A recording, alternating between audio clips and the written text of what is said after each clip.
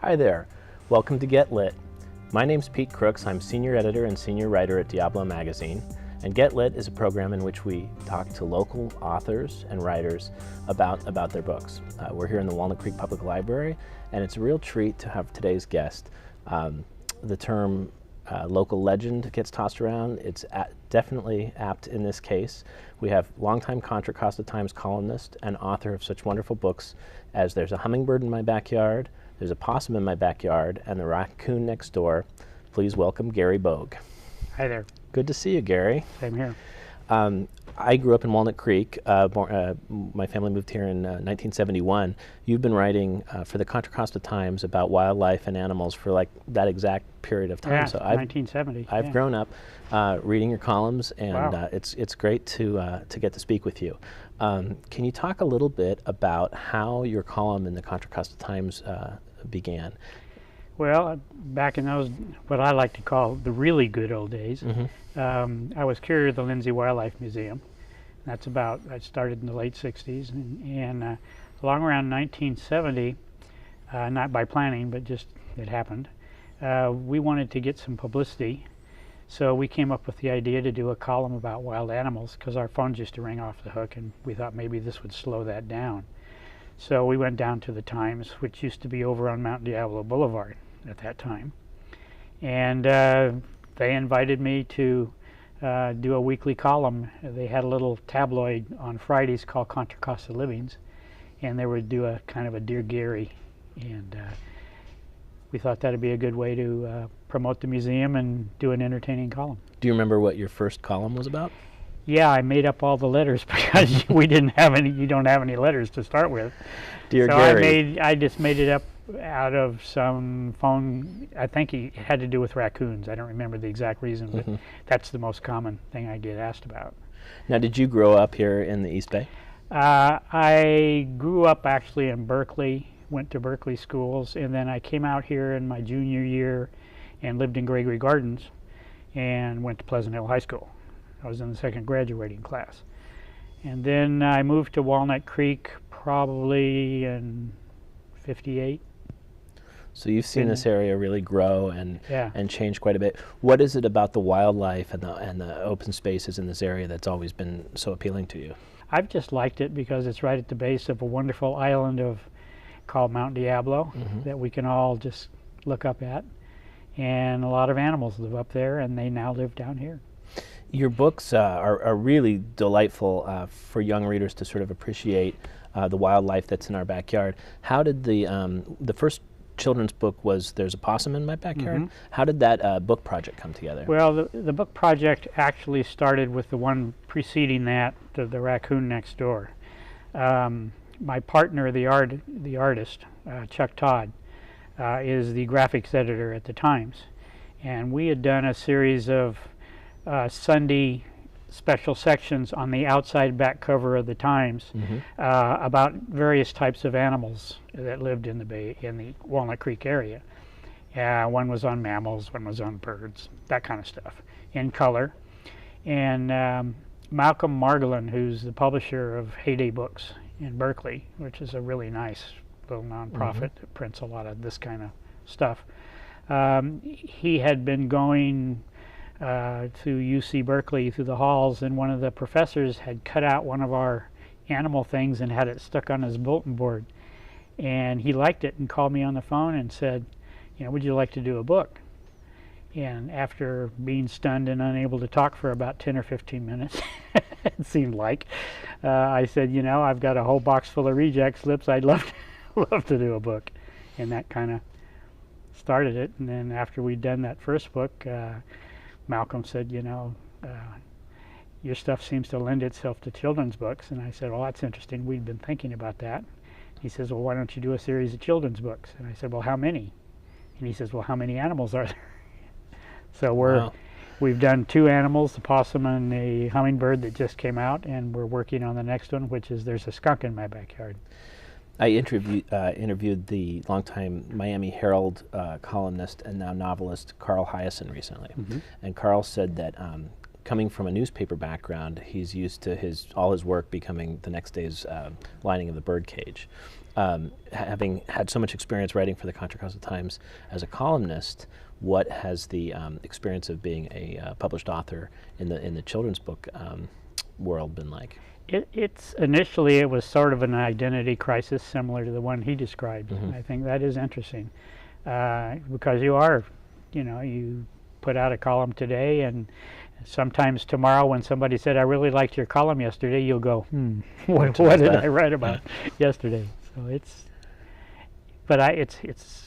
I think it's been enriching when you get down to it. What type of interactions have you had with the young readers at personal appearances and bookstore appearances and library appearances? You were here at the Walnut Creek Public Library for the grand opening of this new version. We're calling it the Walnut Creek Public Library 2.0 in the interviews. I love it.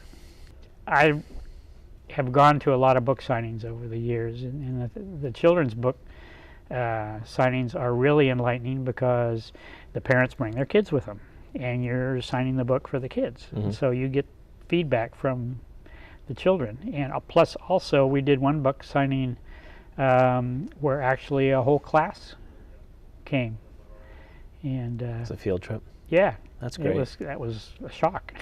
What have been some of the feedback you've gotten from the readers of the Contra Costa Times over the year? What's the general relationship you have with the readers? It's all over the landscape. My idea of the concept of the column is I try to speak to individual readers, make you feel I'm talking to you. And it's to educate people to what lives in their backyard, to the point where 10 years ago I coined the urban wilderness, which is the animals, the backyard is the urban wilderness. And the whole idea is to let people know what's out there. And sometimes I'll come in and do a commentary, the whole column is about a specific subject. Other times it's a Dear Gary, Dear Abby type thing, answering questions. I get unbelievable quantities. I sometimes get 200 or 300 emails a day. Wow. With questions, and you have to practice triage. Right. How do you filter through that much information? I come in at 4 o'clock in the morning. Really? When it's quiet, and I go to and I prioritize. I print my email out, my letters, and I sort them. I have sorted stacks and stuff, and I try to deal with the high priority ones first. Maybe somebody's got a sick animal or something like that. Do you remember maybe the strangest animal letter that you've received over the years? I've gotten a lot of those. Some of them I can't use in a family newspaper. But the strangest probably had to do with a person who really believed there was a Bigfoot living in her backyard. Right here in Walnut Creek? Yeah. Wow. Yeah. Was she the only person that spotted it, or was there? She said she kept seeing this dark shadows out there at night and stuff, and I finally suggested, not in my column, that she contact the Walnut Creek police. Right. Because I thought somebody was... Or a pharmacist, perhaps. After she talked about it a while, I think somebody was actually snooping and... Oh, interesting.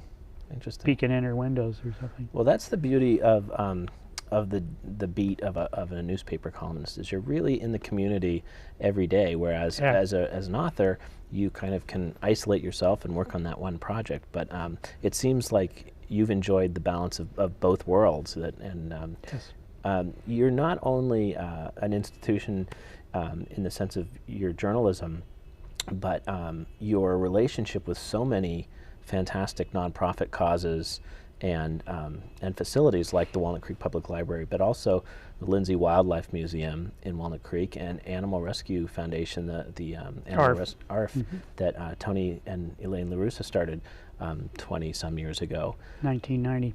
What is it about this area that has had this type of philanthropy and interest in animals and wildlife? Well, part of it is there's just some really, really nice people, interesting people that live in this area. I think also it's a community that's accepting of things. It's part of Lindsay being where it is because the people who helped start it lived here. But at the same time, if the local government hadn't been supportive, when I went to work for Lindsay Museum, I was an employee of the city of Walnut Creek. I was curator of the Lindsay Museum, but my pay scale and all that was a recreational supervisor. I worked for the rec department. Mm-hmm. And it eventually, over the years after I left, it went total nonprofit, and the city continued, as it does, to contribute to it, but it has a nonprofit board of directors now. Mm.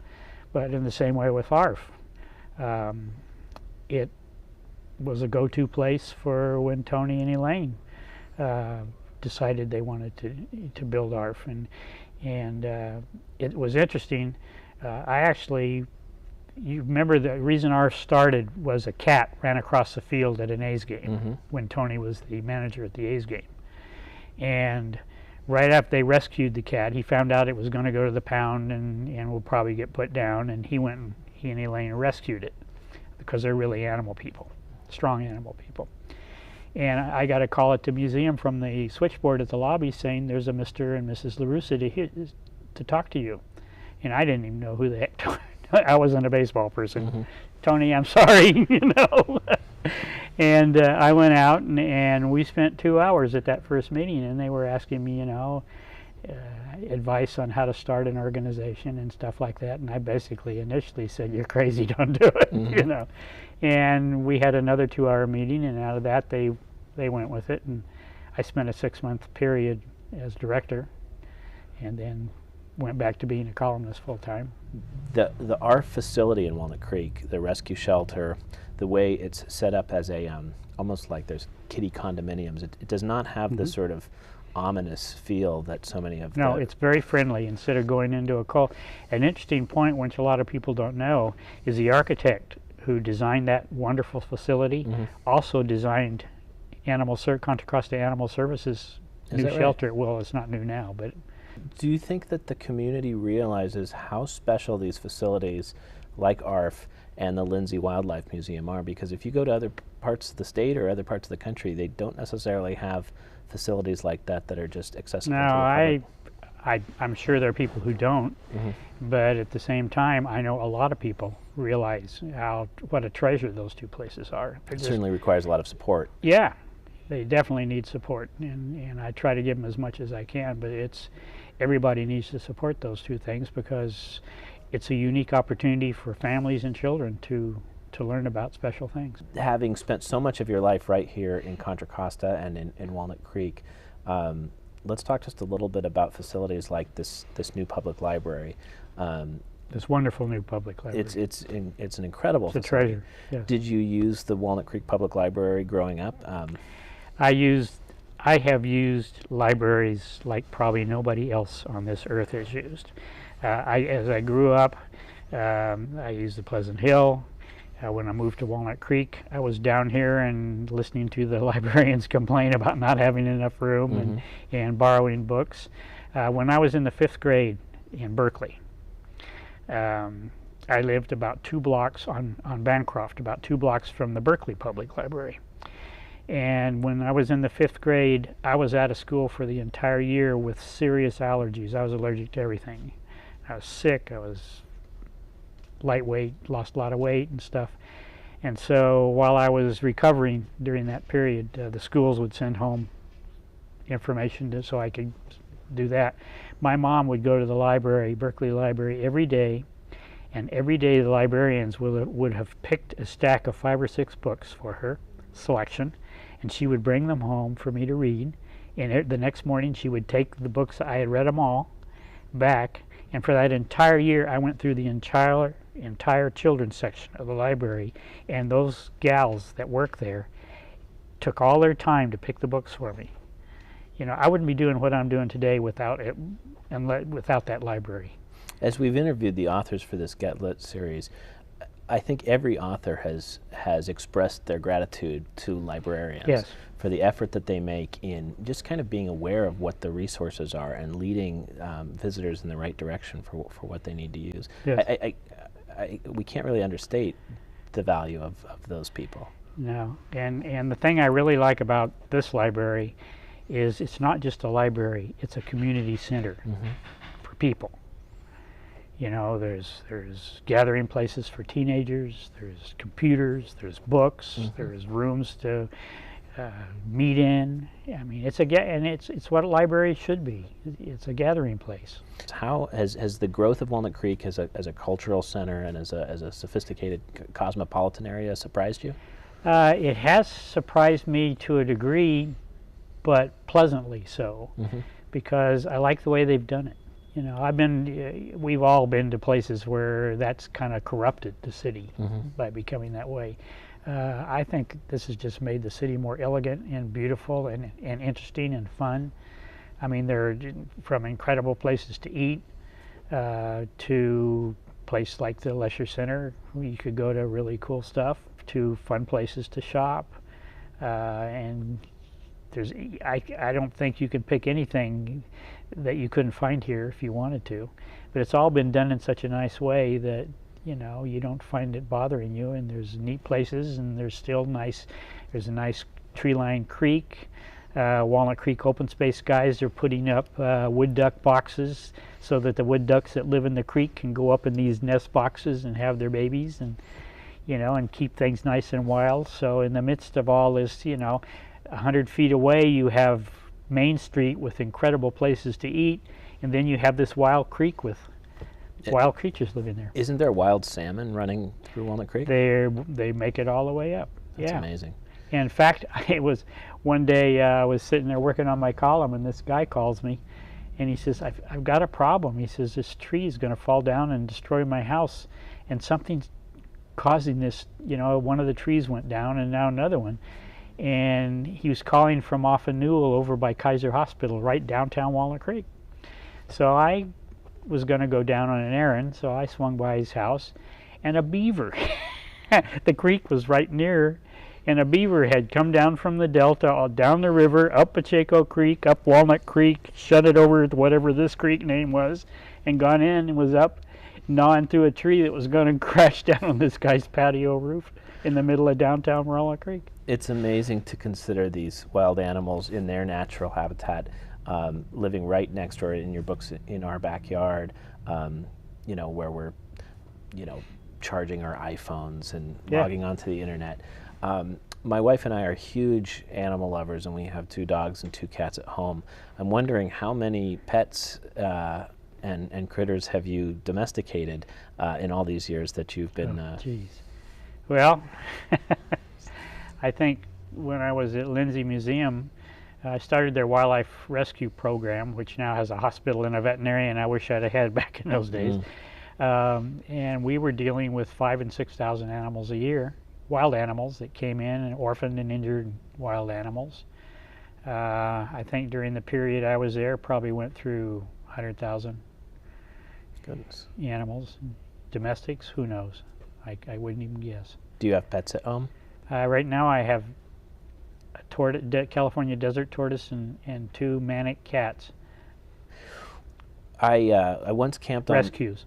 I once camped on Mount Diablo spontaneously by myself in a '65 Chevy Impala that I used to drive around, and I drove down in the morning on the north gate side of Mount Diablo, and the road was just covered in giant tarantulas. Yeah, that was in the fall. It was probably late summer, early fall, and just big movie set piece tarantulas, you know.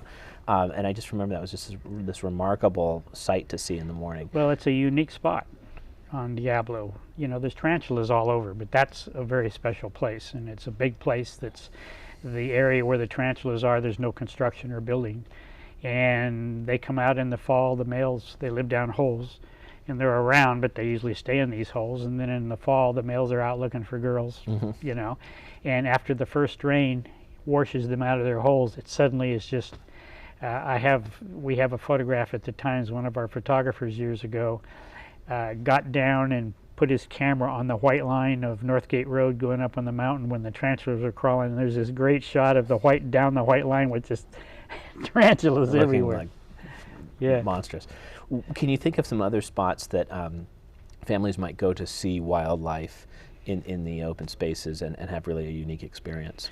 Well, any place around Mount Diablo, and that's starting from Clayton and working your way all around Northgate, Southgate, up on the mountain. Any of the East Bay regional parks, they're wonderful.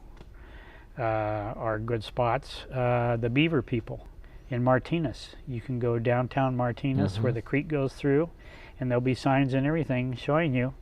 And there's a beaver family, you know. In fact, there's about three. The family had 3 babies this year. That's great. And they have a website, www.martinezbeavers.org, where you can find everything you wanted to know about them. The Martinez Beavers have received national attention. Yes, they have. And there's celebrity beavers, I guess. But it's really been journalists like yourself having the tenacity to write a weekly column and really stay on top of all the wildlife situations and help people with their questions. Right. And I know that in Diablo magazine we have an annual Best of the East Bay issue, and whenever we've asked who's the East Bay favorite newspaper columnist, it's always Gary Bogue. Well, I sort of cheat because I write actually a daily column.